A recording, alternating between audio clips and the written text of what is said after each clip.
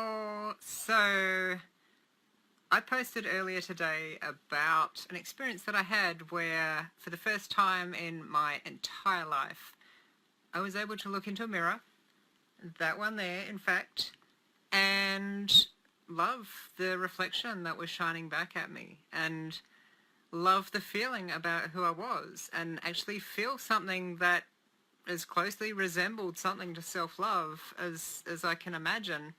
And that's a new experience for me.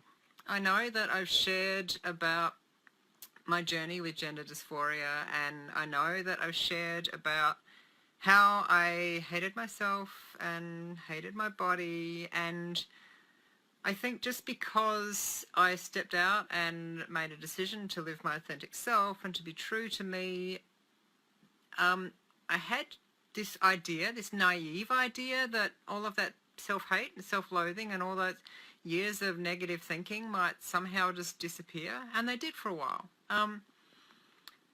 It was great. I kind of went on this honeymoon and I felt freaking amazing for such a long time, and that lasted about 5 months, and then the thoughts started to creep in again, and I started to ride an emotional roller coaster.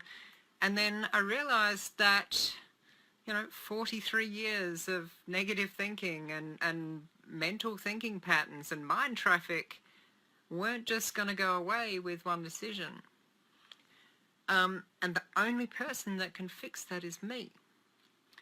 And so I've been working with a coach. Her name is Bianca. She is fucking amazing.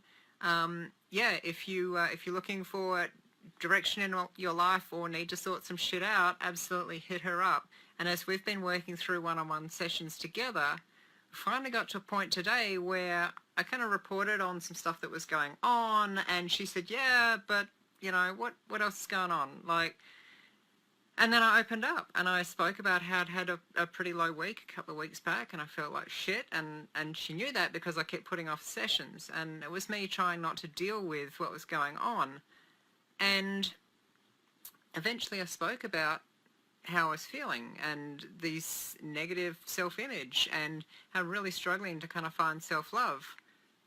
One of the challenges for me is that for my entire life, people have told me how amazing I am, how intelligent, how smart, how creative, how clever, yada, yada, yada.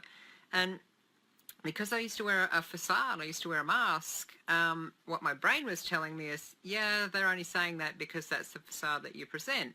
Like, those comments are only relevant for the person that you show them.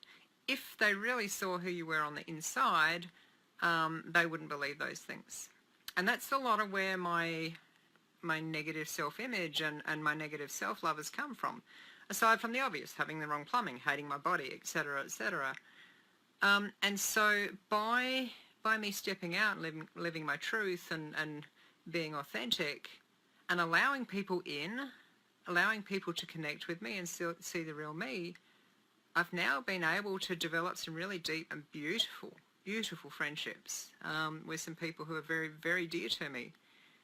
And it's that depth of connection and trust that we now have, is that I now trust what they tell me. And so when these few people tell me that I'm amazing and that I'm beautiful, I wasn't going to cry. And how special I am, I believe that now. Whereas before, it never really hit me. I never understood that. It never really meant anything because it wasn't me that they were seeing. But now that they can see me and they accept me and love me for who I am, what they say means something. And I'm starting to believe them, when they say I'm special and when they say they love me.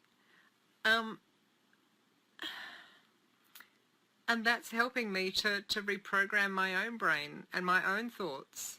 And so the exercise with Bianca, when she said to picture these people around me and picture us connected in love,